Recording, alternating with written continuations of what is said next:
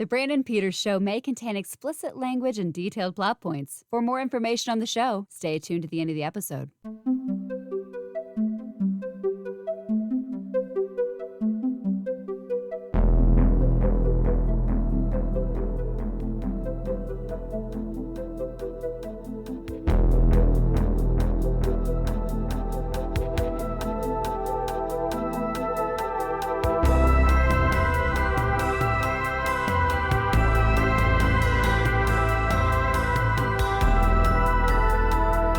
And now, here's Brandon. Welcome back to the Brandon Peters Show. Today, The Wrap, Scott Mendelson and I embark on a brand new 7-part retrospective series covering the career of Tim Burton, Tim Burton's big retrospective. Tim Burton. So welcome back again, Scott Mendelson. I have missed this place. The summer to fall.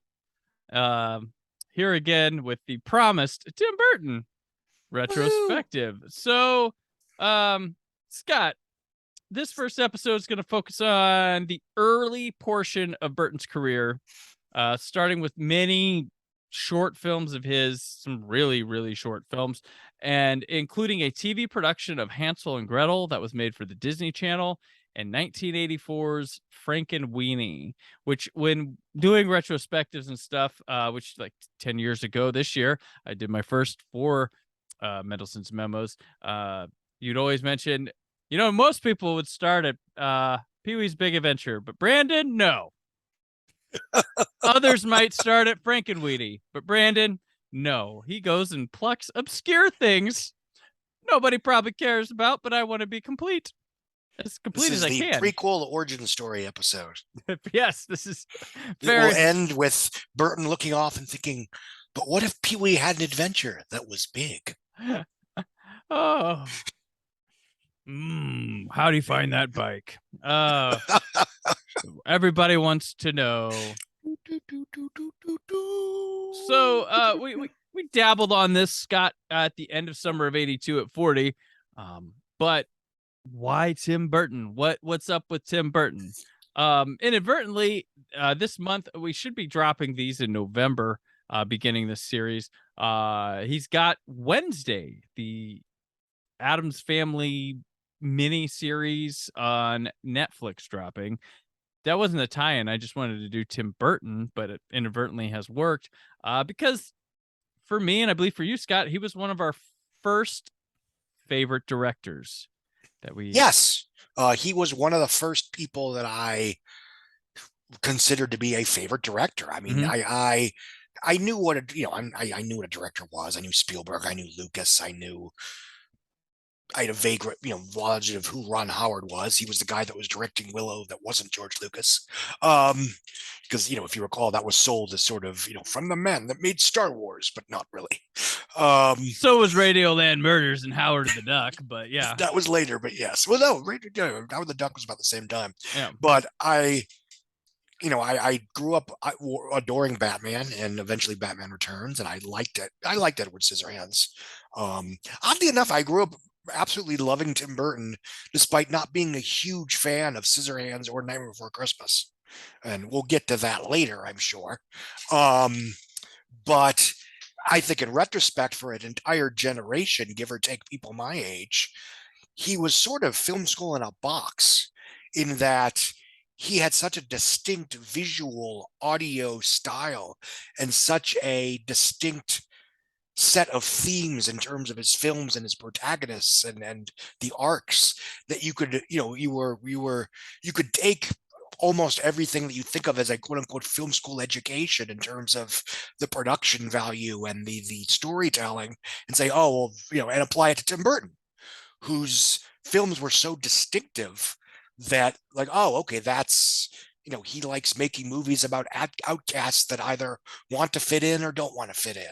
Danny Elfman usually does the scores, and they're either, grandiose, bum, bum, bum, or they're sort of like playful and sometimes they're both. and the art design where you have these ridiculously larger than life surreal sets where it's like the forests are coming alive but not really, where it's a real city but it looked like a hellscape.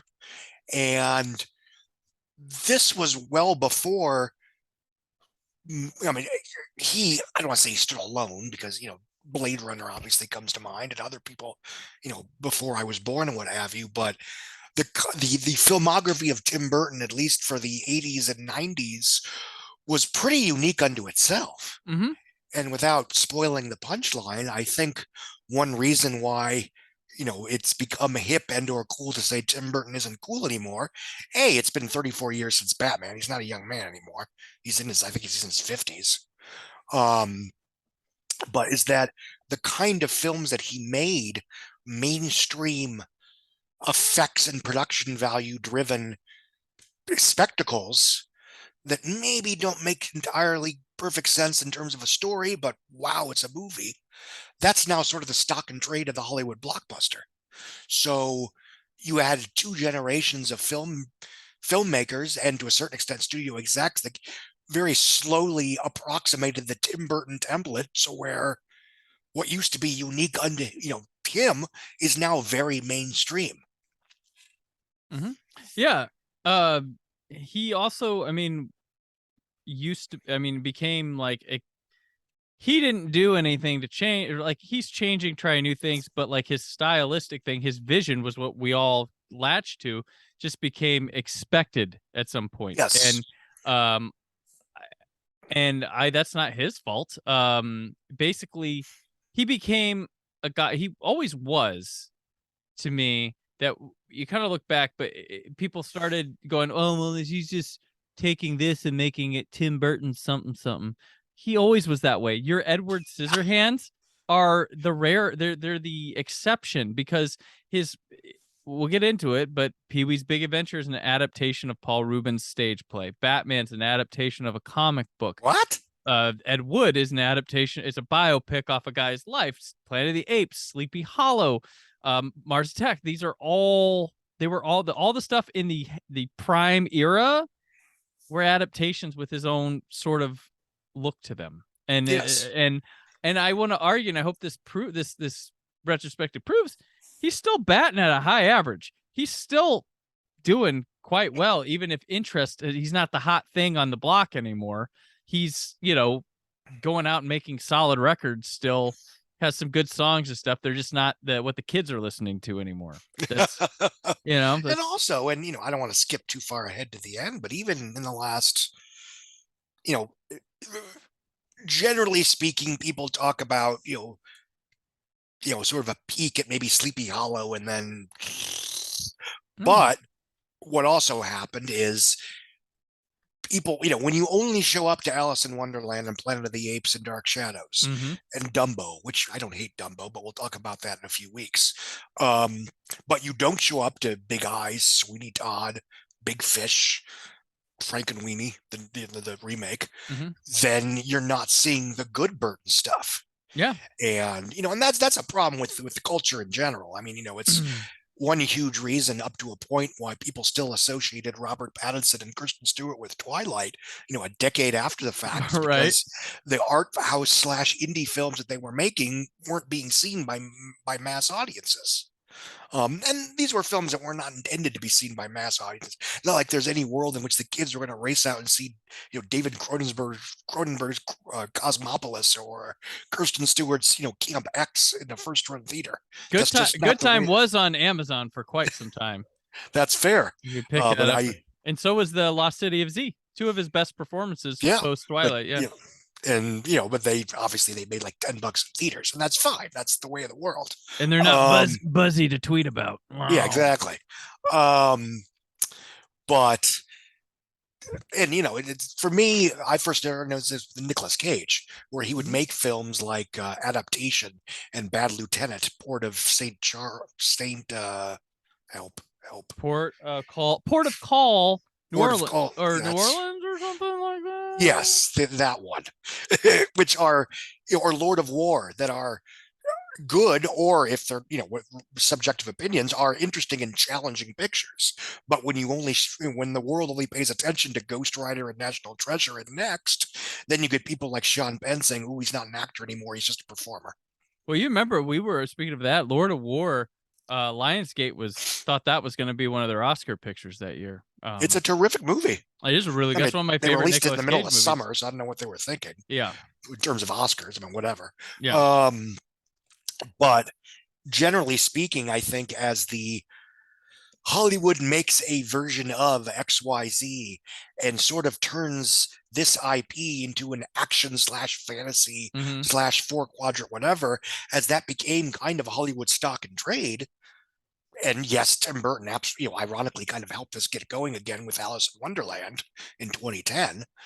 Then the stereotypical Tim Burton film, Hollywood makes a version of this IP, became even more frowned upon, understandably, and thus Burton's films became more frowned upon, as they were no longer an exception to the rule, but part of the problem. Gotcha. Yeah. It was definitely around the Alice time, I would say. That was a hype movie. I think people were really looking forward to that one. Oh yeah, I mean, it opened with $116 million in March of 2010. That was I believe it was the biggest opening weekend ever for an original title at that point, for a non-sequel at that point in time. And it legged out to 334 million domestic, did $1 billion worldwide. I think it was like the 6th movie to make $1 billion after. Yeah, back when they all didn't make billions. Yeah, and that was sort of the start of where, films in 3D just for the hell of it, because you could overcharge and overseas ticket sales, yada, yada, yada. And yes, you could argue that the film was successful partially because it was the first big post-Avatar 3D picture, but also it was a big $200 million family-friendly adventure fantasy from Tim Burton, where, it had come out in 2010, so you had the generation of people like us that had grown up on Nightmare Before Christmas, Batman, Sleepy Hollow, etc., were now old enough to take their kids to the latest Tim Burton adventure. Right. And you had, Johnny Depp and Hathaway, when they were both, to a certain extent, butts and seats draws, especially Johnny Depp. That was sort of the tail end of where he could actually open a movie that wasn't Pirates of the Caribbean. Yeah, true. True. Yeah. And he'll have a lot of, speaking of Johnny Depp, he'll have a lot of players that show up regularly through this. Depp being like the main one, but there's Helena Bonham Carter will show up a lot, Winona Ryder a few times, and many others. But he's a guy who we're talking about, like, he got to do all of what he wanted right away, kind of, I think. To a certain extent, yeah. Yeah. I mean, Batman hit so hard so quickly at such a young age that he was able to do is, to me, the prototypical one for them, one for me is going from Batman to Edward Scissorhands. Right. And as a sign of someone being a genuine marquee director to a certain extent, even Edward Scissorhands was a hit. That film made 55 domestic in late 1990. Yeah. And today it'd be like, you wouldn't get Edward Scissorhands. It'd be like, well, what Star Wars project we gonna put him on? With a hit like Batman, and it's all due respect. That's what Wednesday is. Yeah. I'm hoping it's good. I like the people involved, but I'm not going to say I'm thrilled that this is what he's doing right now. Yeah. I mean, Barry Sonnenfeld kind of became the, like, not Tim Burton, and he made Addams Family movies and Men in Black, which were reminiscent of, like, styling and stuff. And I think Tim Burton, to an extent, Wednesday may be making for lost time because he was involved in that Addams Family project for a little bit. True. So maybe that's just going to making good on something. Whatever. I'm not. I'm 42 years old. He's in his. What is he? 55, 60. I know he's older than I am, obviously. Yeah. Well, let's see. He was 29 and. God, he might be close to 55. Yeah. Oh no, he's wait, no, 65. Yeah. Hold on a second, because I know he was like 29 when Batman came out. He was like 29 or 30. He's 64. Oh my God. Well, yeah. I mean, all the more. I mean, he's 60. Again, it's sort of like everyone that's clamoring for the return of the Eddie Murphy that existed from 1982 to 1988. Yeah. Even though we watched that character be killed off than any professor, damn it. Right. That was the whole point of that movie. He was saying, I don't want to be this guy anymore. But now that if that's all I can get made, I'll throw the quarter in the jukebox. I'll Pretty play the hit. much. I'll play I the mean, hit. and that's how I've always felt. I know everyone's, debating on Twitter right now, and this is 7 weeks ago, about what it means that Hugh Jackman's going to play Wolverine again. And it is depressing. And I do think it's influenced by the fact that movies like, The Front Runner don't make money. Movies like Prisoners, which was a hit 9 years ago, would probably not get made today. Yeah. Um, Well, I mean, and- since that movie hasn't been made and is only, I would say, if it wasn't a Disney owned property now, I would have had hope that maybe the idea behind this would be to poke fun at the modern day legacy sequel and Spider-Man Far From Home or No Way Homes by putting him in it and doing something to have some sort of, I don't know, social commentary on all if they that pull stuff. a Weekend at Bernie's, then I retract all my objections. Yeah. And that being said, I mean, I share that, concern. I mean, again, I'm 42 years old, who cares? But I also would like to think that Disney understands that if you want to make money from a Deadpool movie, you don't not make it a Deadpool movie. Right. Whatever that may be. They backed up the truck into Hugh Jackman's yard. We know that. And hey, maybe, wink, wink, nudge, nudge. We end up with a Greatest Showman sequel out of it. Right. Well, and what's funny is like they had to make a video about them joking around, but like, well, how is he alive? Well, I'm like, who cares? Well, and that's nerds. Who cares? I did enjoy the video this morning where they're basically saying, "Here, they answered all your questions," and they just don't answer anything. Yeah. But whatever. I mean, it is what it is. It's an industry-wide problem that people prefer marquee characters to actual actors and actresses. Right. And it's not Hugh Jackman's fault. I actually think he's the closest thing we've had to a new movie star of that nature in the last 20 years. Oh yeah. His career going from nobody to Wolverine to asses and seats draw is what Hollywood has spent the last 15 years chasing. And he's really only done Wolverine, right? Like he is not in any other franchise. No. I mean, he's done films that you could consider quote unquote. Well, no, I mean, Les Miserables isn't a Deadpool. I mean, it may have played like one because it's a popular show, but it only cost $60 to make.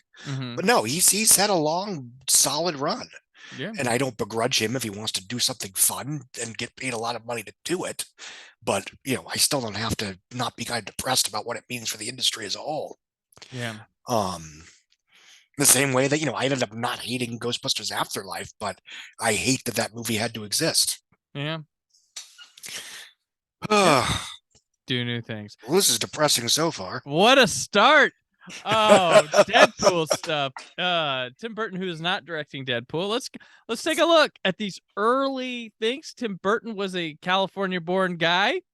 So we'll take a look at some of the things and see some of the themes maybe pop up early on that we can.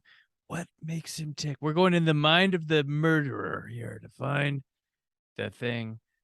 This is Busta Rhymes going into the Myers house on Halloween and figuring things out. All right, so his first short that he made, not as a kid or whatever, as a 13-year-old, 1971, The Island of Dr. Agor. Not available. We cannot watch it. So we will start with Prehistoric Caveman from the same year, which copy we have has no audio. It probably didn't back then. It was probably a little 8mm or something they shot. It's a stop motion film using action figures. There was one point a hand accidentally appeared in one, like which go away. It's like a lot of wrestling matches stuff, which is something that'll come back later in this episode. It's by like some water, like a mud puddle or something like that. I think there's like he tries to make like a mudslide storm happen in it. I used to make stuff like this with my camcorder back when I was that's what it reminded me of. Yeah. I'd take my action figures and once I figured the stop record, or pause record, I'd make ridiculous things I think I made it better than Tim Burton did on this thing, but you know what? He had less resources, so it's more impressive than me.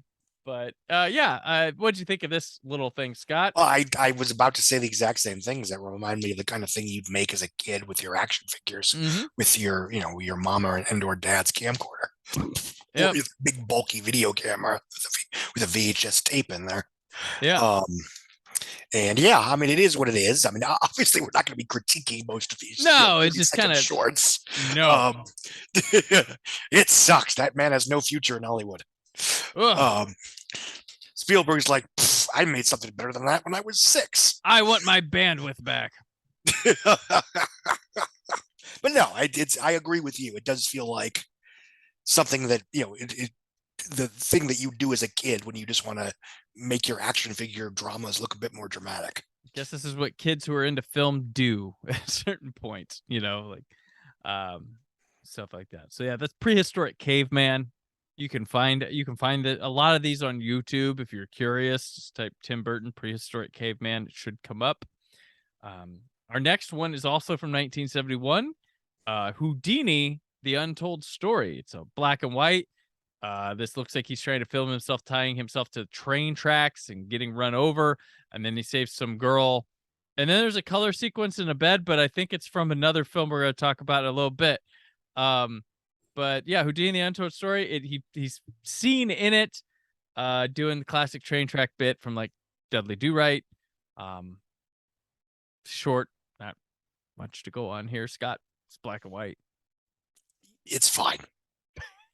It's just messing around. Yeah. So next is Tim's Dreams, which looks like the footage that was at the end of. I was very confused when I first watched. I was too. I was like, okay, whatever. I'm just gonna take this as it is. I don't know. I can't confirm whether we're watching complete versions or just leaked footage from some of this stuff that is on the internet that I didn't put there, but I'm allowed to watch it. So, thanks, YouTube. Yes. Looks like it picks up where Houdini left off. So this one, it's he gets dreaming in a bed, and then he gets attacked by a beanbag chair while he's reading, which is another instance of him attempting some stop motion stuff because the beanbag chair moves. Yeah, and it's certainly an early example of him playing around with monster movie tropes and what have you. And his affinity for stop motion, which would never go away. It was interesting you mentioned wrestling because when you think of Burton as whatever, I mean you don't think of him as a wrestling fan, but there's certainly some stuff in there.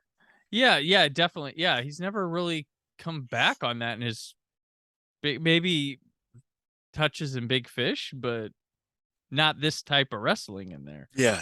Because this is very he seems to like when we get to a later one, there seems to have an affinity for a luchador stuff, but the next short is 1997 from 1974. That is not available. We can't watch it. Send it to us. We'll watch it and talk about it. But if you're listening, Tim, if you're listening, I know you might be. Helena, if you got some things of his still laying around your house, send it. We'll watch them. These old films, not your personal. You send us the deleted scenes from Batman. I always wanted to see them. Oh yeah, I know they're on the playing cards. No, not the storyboard bullshit they gave us on the thing, but he could. All right, so after that we have King and Octopus from 1979. He did this this is first one at the California Institute of the Arts. So his first early years in college. Only a clip exists of it. And it looks like it's a very storyboard-like animation, hand-drawn. Octopus, like, in a throne with a crown on, throws a chicken leg at a guy in a grate. He does. And he takes a bite of it. And that's really it. Thrilling stuff, let me tell you. I was very invested in it. It was so good, I watched it twice. Yeah. That's actually true because it's like 30 seconds long. It is 30 seconds. So we got a good rundown of this. He also did a Doctor of Doom at this time. Here we go. We have a little like slasher fake out opening on this one. And Tim plays a guy that looks like one of his drawings claymation characters that would come along. So yeah. And there's like a taco dinner party. And the guy says, "I'm going to destroy you all." There's a part where he walks into a mountain lair that's kind of impressive for what we got here. A monster's created. It's like an elephant nose Greedo looking thing. And there's a part, cameraman shows up in a mirror reflection. Low rent stuff. I love it. And there's a fight scene with a lot of wrestling in it. Scott. This feels to me like the first Tim Burton movie. It does, it's yeah. 11 minutes long. It is obviously playing on horror and sci-fi tropes. Mm-hmm. Weird trivia I noticed just from looking at the credits. Tim Burton is dubbed by Brad Bird. Oh, okay.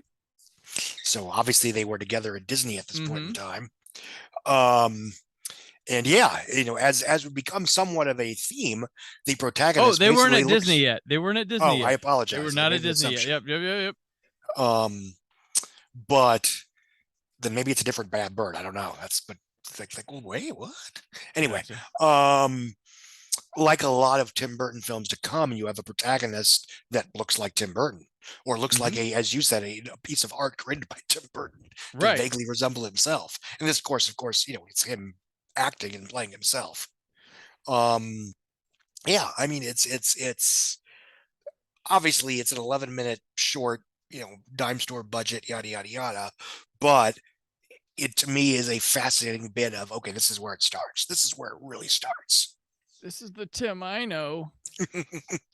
This is Tim Burton's Wide Awake. Hasn't gotten any better than this since he should have stopped. Started putting things in color, but yeah. I want to figure out this Brad Bird thing so people aren't like, "What is it? Is it Brad Bird? Is it the Brad Bird?" Because yeah, I would hate to leave people hanging on that like a normal podcast does.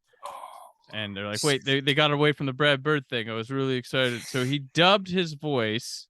You're saying, unless I misread the credits, it is the Brad Bird.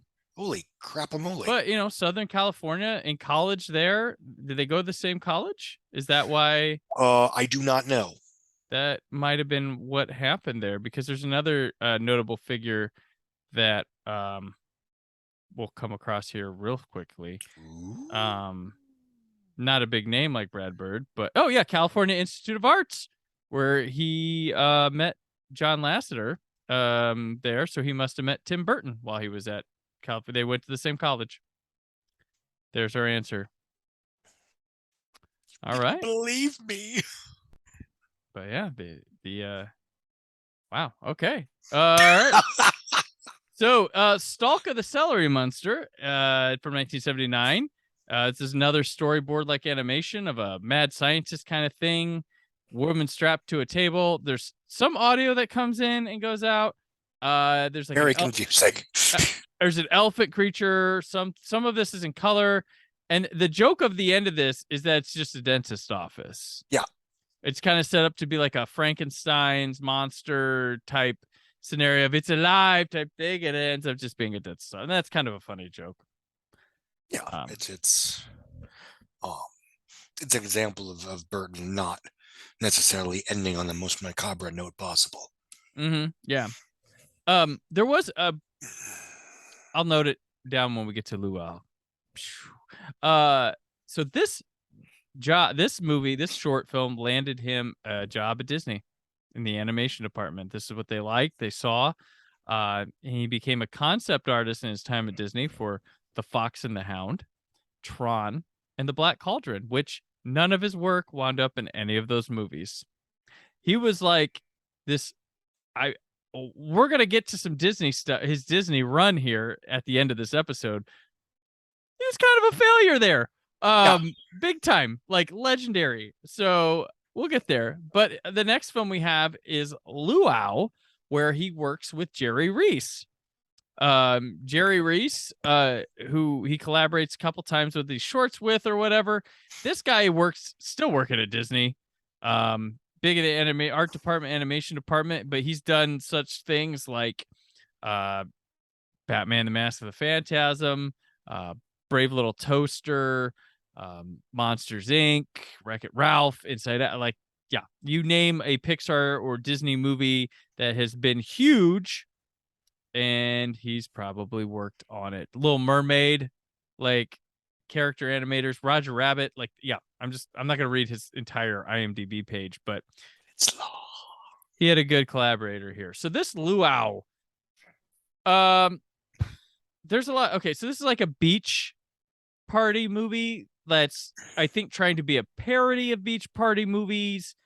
It's got a lot of Burton stuff in here. I want to point out that everybody thinks of Tim Burton as just this goth guy, right? But he has this almost Lynchian fascination with suburbia and like the beach bunny type thing and like 60s suburbia stuff like that, because and his is a lot of like gothic stuff meets that. Like the Edward Scissorhands is probably the biggest example of what he brings together, but outside of his gothicness, he really has an affinity to that stuff, and that's why I think he works so well with Paul Rubens later on Pee-wee's Big Adventure, because Tim has that interest and an eye for that stuff to do well. But everybody always thinks of him as super goth, but I think that's why Big Eyes is so good too. When we get to that later, but he's got this, there's a bright side to him too, and I think he actually likes and has like a nostalgia for that kind of stuff, even though he likes to twist it and throw it on its head. It's part of his style. I agree. I mean, it's, and I think some of that comes in terms of, and again, I don't want to armchair analyze here, but I mean, films like Edward Scissorhands specifically seem to, what he wanted but could not have in terms of the stereotypical suburban childhood. Mm-hmm. I'm not saying he had a broken home or anything like that. As far as I know, he had a relatively normal upbringing. But his dad was a minor league baseball player. Yeah. That's interesting. I didn't know that. Yeah, he wasn't at the time he was. I think he was owning. He was like. He was some operations type guy by that time, and his mother owned some sort of business. But he seemed to have a relatively nice childhood. But he certainly, he always seemed to, at least from what I remember my reading about him, in his Burton on Burton book back in the late 90s, is that there was a certain curiosity, which may or may not have been related to coveting, of the stereotypical popular kid that does well in suburbia type existence.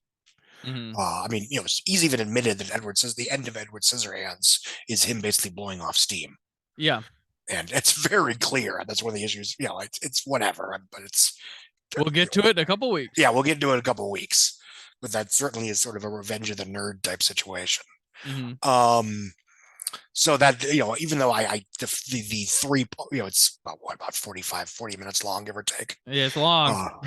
It didn't do much for me as entertainment, partially because I'm not as well versed enough in Disney history to, I know that one, I know that person. But it is interesting in terms of something completely out of what you think would be Burton's comfort zone. Yeah. This is, I thought the opening title sequence in this felt like it was something out of Pee-wee's Playhouse.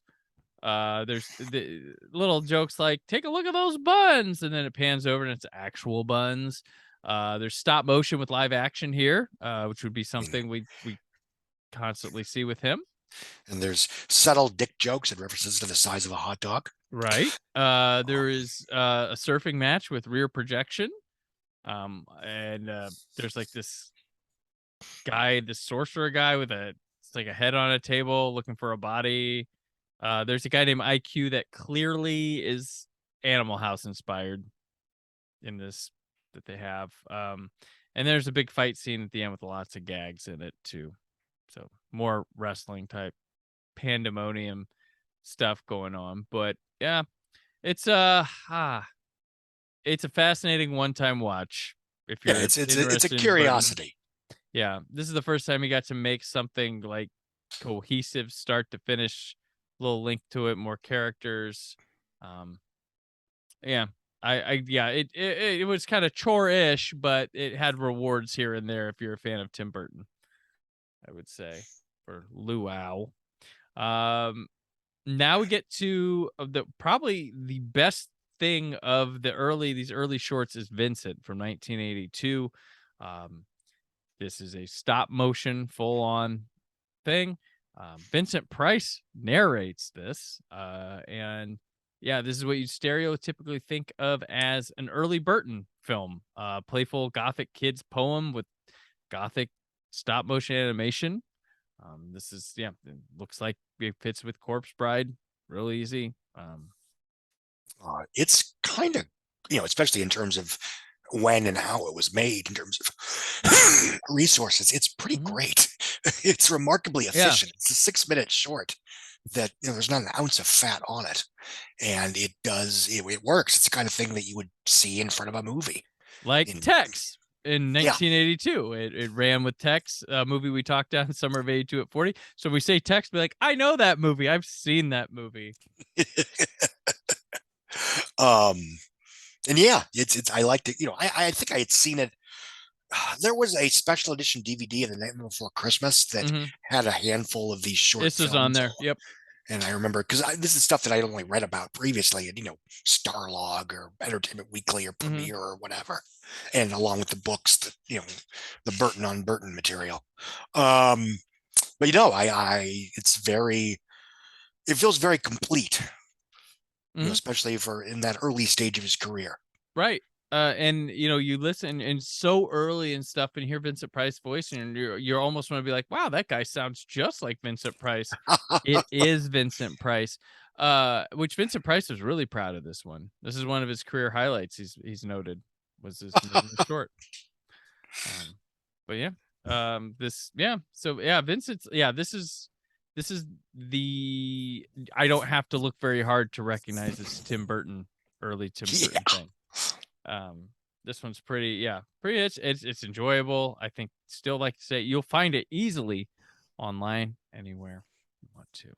And then we follow up here. One of our big top 2 things from this week is Hansel and Gretel from 1983, which aired on the Disney Channel as a special one time at 10:30 p.m. on Halloween night, 83.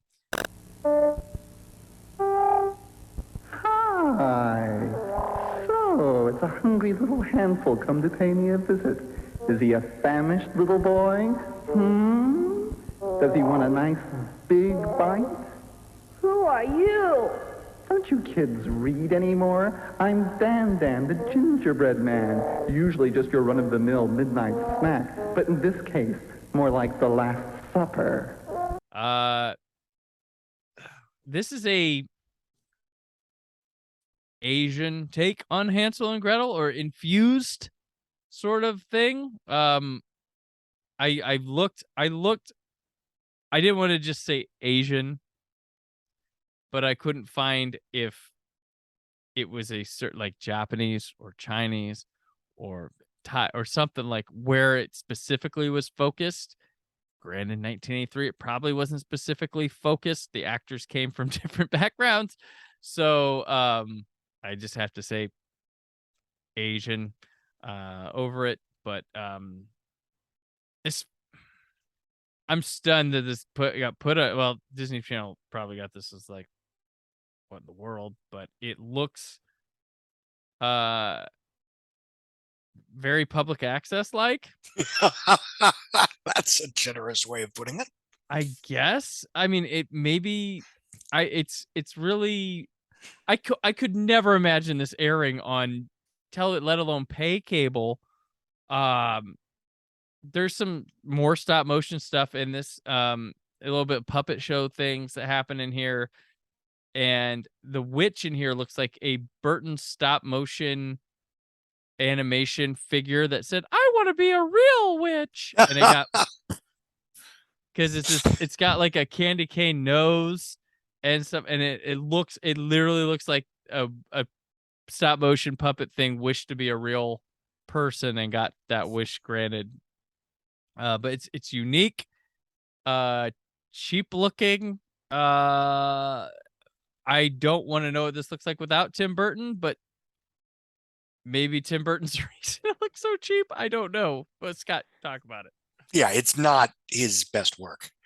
I mean, even when I was reading back in the 80s and 90s, nobody looked upon this particular piece with any real fondness. I will say that unless I'm thinking of a different short, and I apologize if I am, is this the one where you spot the Beetlejuice worm? Yes. Okay, yeah. There's a lot of Beetlejuice stuff in that. Yeah. It's very Beetlejuicy, yeah. So yeah, I mean, as unexpected and pleasant as it is to have an all-Asian cast doing Hansel and Gretel in 1983, that's really the only thing of value it offers. Yeah. I mean, even in terms of, oh, it's an early Tim Burton film, it's still not good. Yeah. And there's, watch Vincent, watch the one we're going to talk about next, or even watch the Doctor Doom. It's the Doctor in Doom. Is that what it was called? Doctor of Doom. Yeah. Doctor of Doom. Yeah. But this is a step backward, I would argue. Yeah. As silly as that might sound this early in his career, it is not. I'm relieved he still got work after this. It's not great. And this is probably his first big job, and it's a big F. It's like a failure. Like there's neat props in this. That's about it. And yes, I give him credit for doing the Asian spin on it. Which funny thing, like Tim Burton around the time of Miss Peregrine, he got a big quote going around about a certain aesthetic he was going for on something, and like somebody asked him why all the lead characters in Peregrine were white or something, and he said, and this was a pretty tone deaf answer, something to the effect of, well, I was going for a specific time period, and basically saying that I should even paraphrase. Everybody should just Google this. But basically, he was saying that the kind of movie he was making, when it took place, how it took place, that it didn't make sense that there would be non-white children. Yeah. And it was a very tone-deaf answer. It was. I felt bad. I felt bad for him. He doesn't care. But I mean, because again, he's a guy that, he tried to give us a black Two-Face. He tried to give us a fucking Black Robin back in the 1990s. He's always, and right here, he could have just done Hansel and Gretel, but I imagine it was his choice to make it Asian, and he's always been pretty progressive on his casting for a lot. And I also think he's a guy, he falls into the maybe a little more of an artist than a filmmaker at times. And I think he's imagining his brushstrokes and as a general thing, and certain public and people who want to go out with pitchforks just see one thing and don't realize it sounds bad and tone deaf. Yeah, it was a dumb thing to say, but he think clearly wasn't prepared for the question. Yeah, I think he means this. Like, we can't ever do that. We always say, context is not key here. But again, the film was a decent grosser, did $250 worldwide on a 90 budget, give or take. It's a decent movie far enough. It's almost a forgotten Burton movie at this point. Right. It's because that's down the line for us to discuss. But yeah, like I see here, and we'll see throughout that it's not the case. Like he had a bad answer to a question. We all do. Nobody's perfect. I doubt he went home and made sure his robes were bleached at the end of the night. I seriously doubt it. So yeah, but Hansel and Gretel's an early display of him in his fearless casting, I guess, with certain things. Also an early example of him making a bad movie. And making a bad movie. A bad movie that at least has some quirks, like that's it. It's a TV episode, I guess, but still not good. I don't know what was running on the Disney Channel in '83, but I imagine this is possibly one of the worst things they put on all year. But I don't know. Sorry, Tim. This just doesn't work. Like, I can see a world where it does, but it needs a lot more money. Yeah. I mean, it looks like people putting on a play in their own house and videotaping it. Yeah, it does. And he probably took his budget and spent it all on the props and stop motion in the wrong spots for this movie, than making it work. So whatever. He moved on. Yeah, our crown jewel is where he moves on to next of this episode is 1984 short Frankenweenie. In the early 1980s, the Disney studio was in a transitional phase. Some people thought they should be sticking to their founder's vision, while others believed they should be trying new ideas, as Walt always did. A few of those believers backed a talented young artist named Tim Burton, who had graduated from Cal Arts, the school Walt and his brother Roy founded in Southern California. They allowed him to make 2 short subjects that were highly personal and way off the beaten path. When they were completed, the new studio regime didn't know what to do with them, and they didn't see the light of day for a while. But when Tim Burton built a giant reputation for himself, both films came off the shelf. We're about to see the more ambitious of the two, a half-hour homage to the classic movie Frankenstein called Frankenweenie. Which is written by him, Leonard Rips, and John Ramth, and stars Shelley Duvall, Daniel Stern, Barrett Oliver. He did something other than The Never-Ending Story. Joseph Marr, Paul Bartel, Jason Harvey, the older brother from the Wonder Years, and Sofia Coppola. This is a Frankenstein take on having your pet. The Frankenstein family with little Victor. The dog gets run over. He brings it back to life. It freaks out the neighborhood. It's your Frankenstein story. I will put, so Disney fired Tim Burton after this movie, saying he was consistently wasting their resources and making a film that was too spooky to show for children or something. But the hypocrites that they would be, when Tim Burton makes Batman and becomes this big household name, oh, let's put Frankenweenie on VHS and sell that thing. Later on, they go on to have him come back and remake it. But I rented Frankenweenie back in the day with Batman, as we mentioned, both you and I. Big Tim Burton fans. He was our name. He was our guy. I wanted everything he did. And I rented this on VHS, not knowing it was only 27 minutes long. That was what I rented for the night, Scott. Ooh.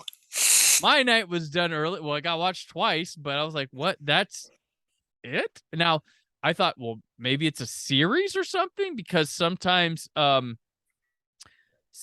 would rent the Transformers on VHS and there'd be a way long gap between episodes on there. So you'd want to peruse, make sure you watched everything. And man, that was it. And I was very disappointed, and I liked it, but that was it. The big problem with it is that it was intended to play before Pinocchio during one of the many re-releases. Yep. But it surprisingly got slapped with a PG rating.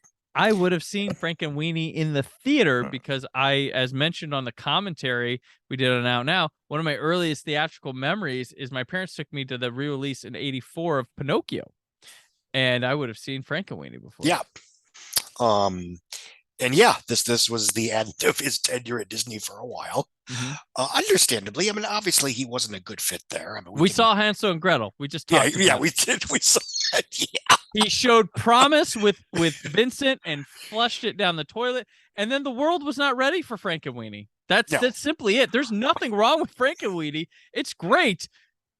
There's simply we were also still in a place where, generally speaking, kids' entertainment was more important for what it did not contain: violence, scariness, vulgarity, lascivious, sexual content, whatever, than what it did contain.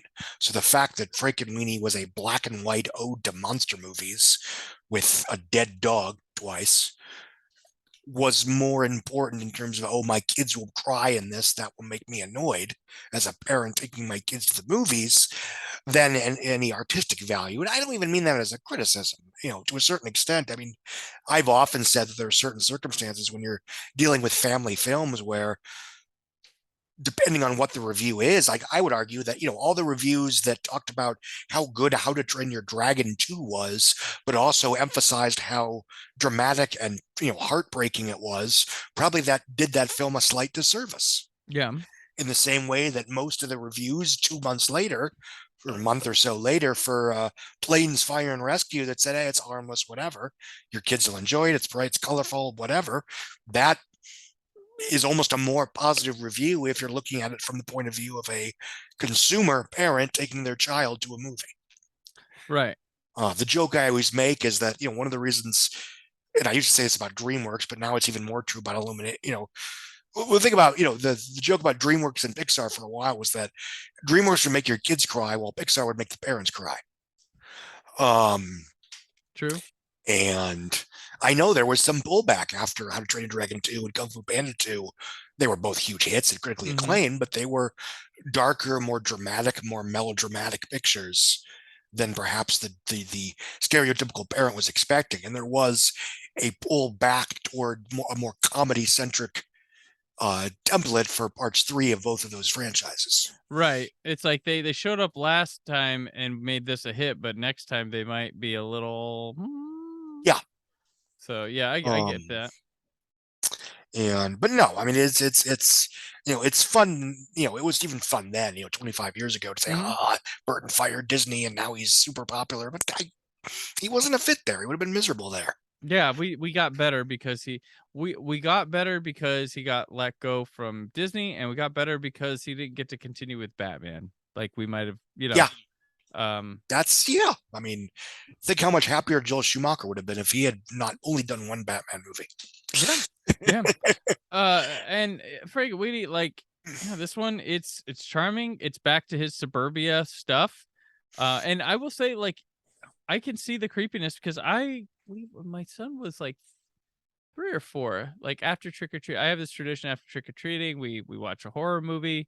And one of the first times we did that, I decided to show him Frankenstein, and he asked to stop early on in the movie. It was black and white. He wasn't used to watching black and white stuff, so he's kind of off there, and it really disturbed him. Dr. Frankenstein and Igor not Igor. It's not Igor in the first movie. The assistant guy, digging in the graveyard, disturbed him. Like there was no monster yet and stuff, but seeing the graves and seeing them dig up, that was disturbing to him. So we switched to Dracula, and he loved Dracula. But that graveyard scene, so it's depending on what you see in it, and kids not being familiar enough with black and white at the time, kids are always watching what's new a lot, and it's always in color. So yeah, a black and white thing can turn them off. And then seeing a pet die and then come back like that, okay, sure. And being 84 in the Reagan era, that's kids are probably not getting fed stuff like that. And yeah, because there's up until for many years after that, there was a relatively large dividing line between kids entertainment and adult entertainment. And with the exception of a few super mega events like the Batman films of that era, and some of the Katzenberg era Disney cartoons, there wasn't a lot of intermingling. So if a cartoon got a PG back in 1983, that must have meant it was pretty freaking hardcore. Yeah. I mean, they had to work for that PG for the Black Cauldron. Right. Not like, in the last, post Shrek, now anything gets a PG. Right. I've been whining about that for years.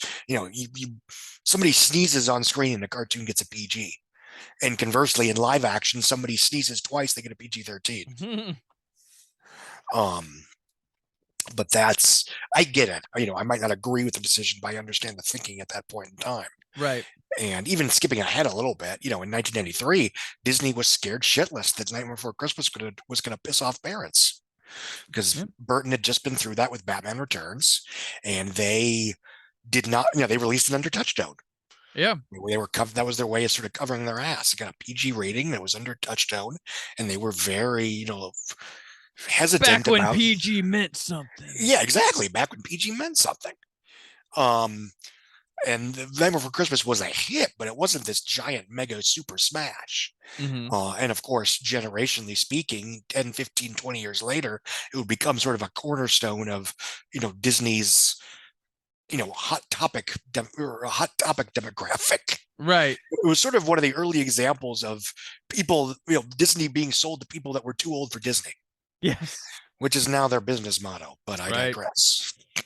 Yeah. Yeah. Why are there children in the theme park? I want to get on the Star Destroyer. I will give credit here that he has at Frankenweenie put together a short film that is absolutely timeless in every facet because he's got such an attention to detail and adoration for the monster movies that the cheapness of it is the selling point of like some of the things. So he makes it with production values of the monster movie times, and so it holds good. And it's fun to see people in here like Sofia Coppola with that wig on. And there's other parts like I can see later on, like Shelley Duvall feels like she should have been in way more Burton productions. Like she seemed like He looks like a Burton protagonist. she does, like, and that's neither criticism nor a compliment. like it feels like when she got to a certain point, she should have like handed off to Helena Bonham Carter to hand off to Eva Green to, like, you know, like it feels like a handoff person. Like it's really funny that they don't go past next week will be their last collaboration, I believe. But she's quite good here. I'm always charmed by Shelley Duvall. She has a moment here where he shows his short film to open this, and I noticed she goes, author. I was like, oh shit, people really did say that. As we learned on Summer of '82 at 40. Al Pacino had a whole movie based off that phrase. And there's things like Joseph Marr in this. He's the guy with the mustache, the neighbor guy. Feels like had this been made later, he would have put Jeffrey Jones in that role. Like absolutely, like it is ripe for Jeffrey Jones to play. He's another guy that, well, I guess he was in Sleepy Hollow briefly, but yeah, what did he, other than Beetlejuice, I assume he was he in Ed Wood? I think he was. Yeah, he was. Crystal. Oh, right, whatever. Right. Criswell. And then wasn't he in? Did he show up in Scissorhands too? Honestly, I don't remember. I have not watched that one in a really long time, and I was kind of waiting to watch it for this podcast because I knew there this we was go. coming. Okay, yeah, but Jeffrey Jones frequently he showed up in a lot of people's movies all the time. Yeah. And then they found out Well, he was a character actor. Yeah, character actor like kids porn, I guess, or something. Was that what happened to him? I can't remember. I believe so.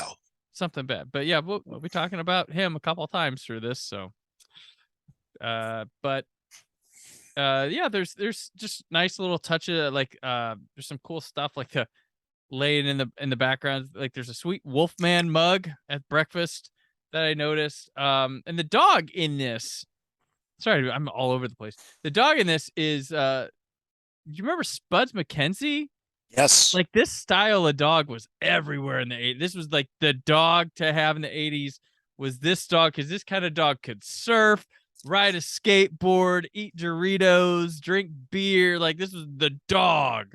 Like, and he's got that here. I don't know if this predates the Spud MacKenzie Budweiser or was it Bud Light advertisement campaign, but this kind of dog was everywhere. And I don't see me want to drink a beer.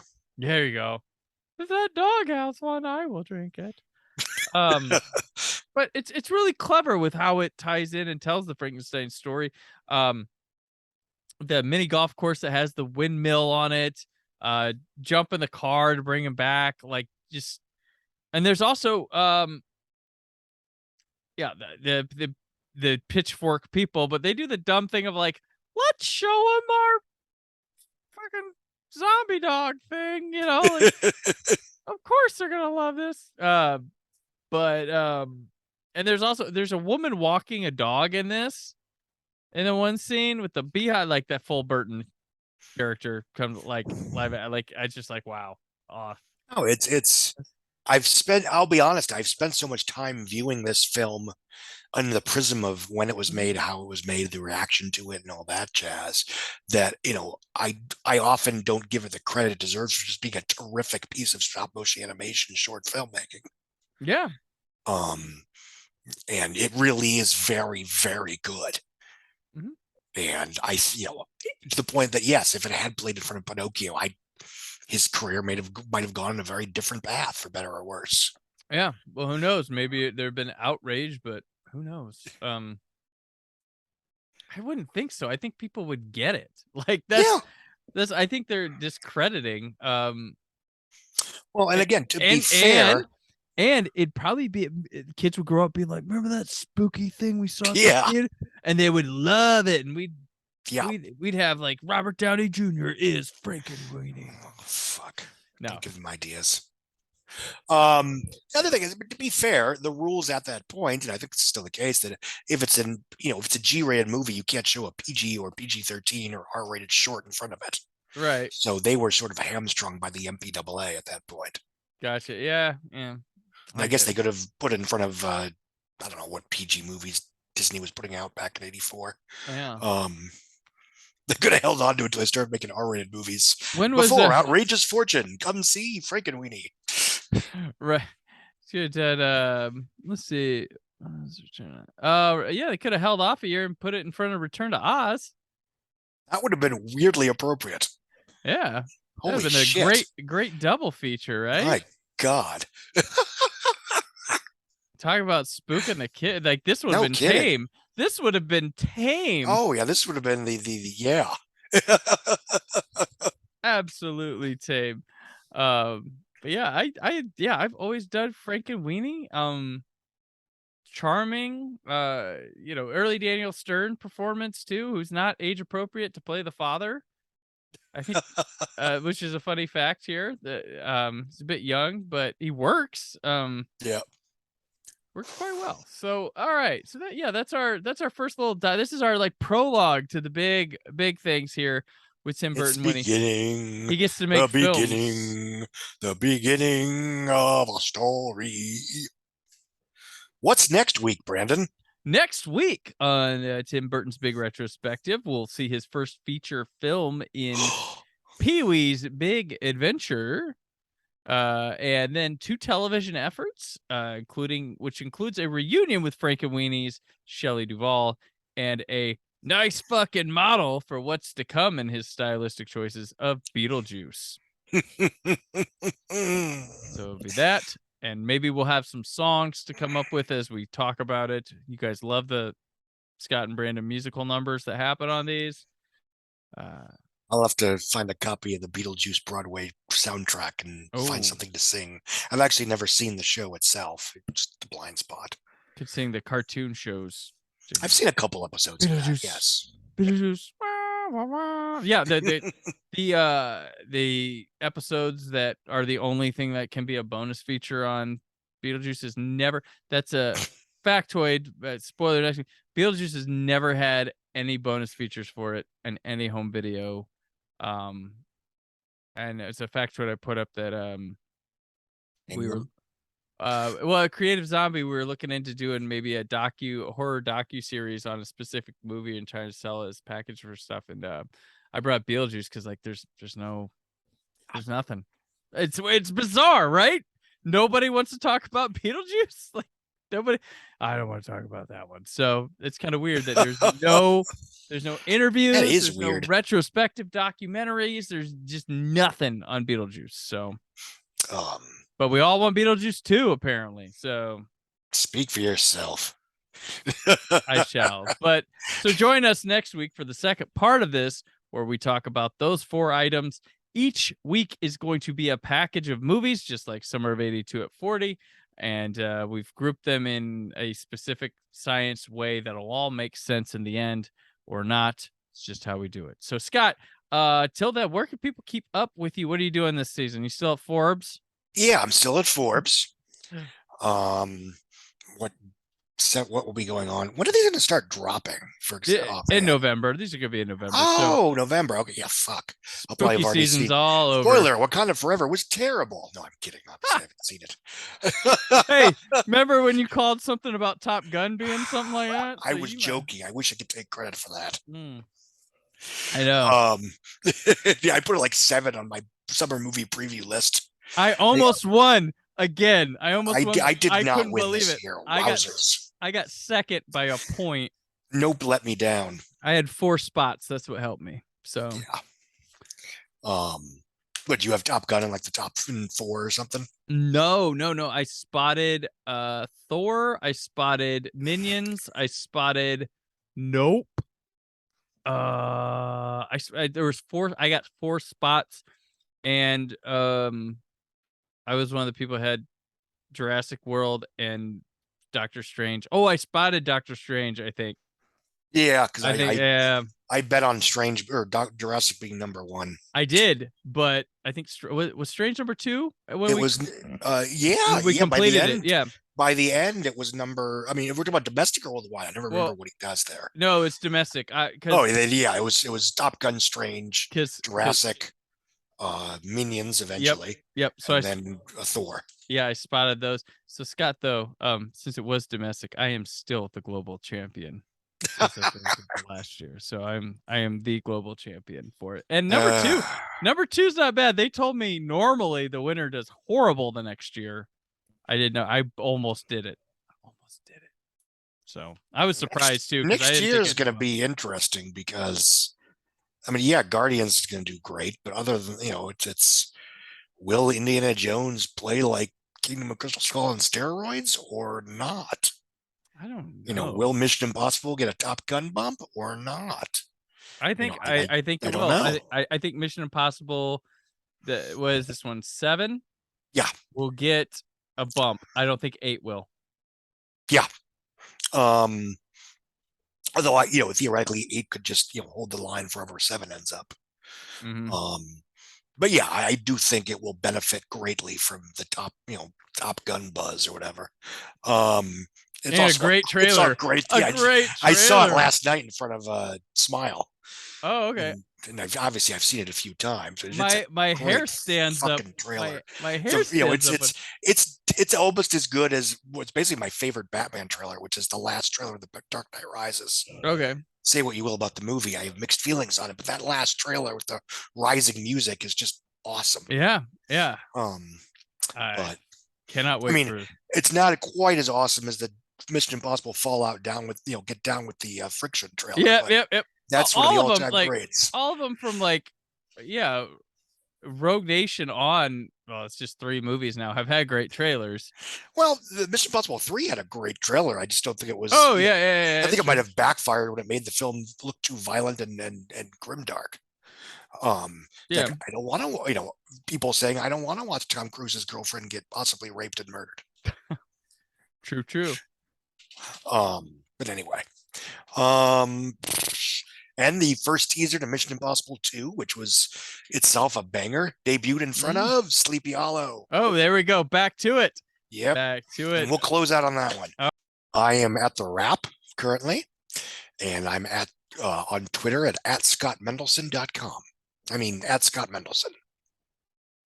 .com. All right, I'm on Twitter and Instagram at Brandon4KUHD, written work at whysoblue.com. Come back around here again on Monday for more Tim Burton. But until then, stay film positive. Thank you for listening. The Brandon Peters Show is a Creative Zombie Studios production. Produced by Brad Shoemaker and Brandon Peters. Written and edited by Brandon Peters. Announcer vocals by Jessica Alsman. Theme song by Metavari. Web design and show art by Brad Shoemaker with Brandon Peters. All music and clips featured in the episode are property of their respective studios, and no infringement is intended. Additional information on this and other episodes at BrandonPetersShow.com. For any inquiries, press opportunities, or sponsorship, contact mail at BrandonPetersShow.com. The show is available on Apple Music, Spotify, or anywhere podcasts are found.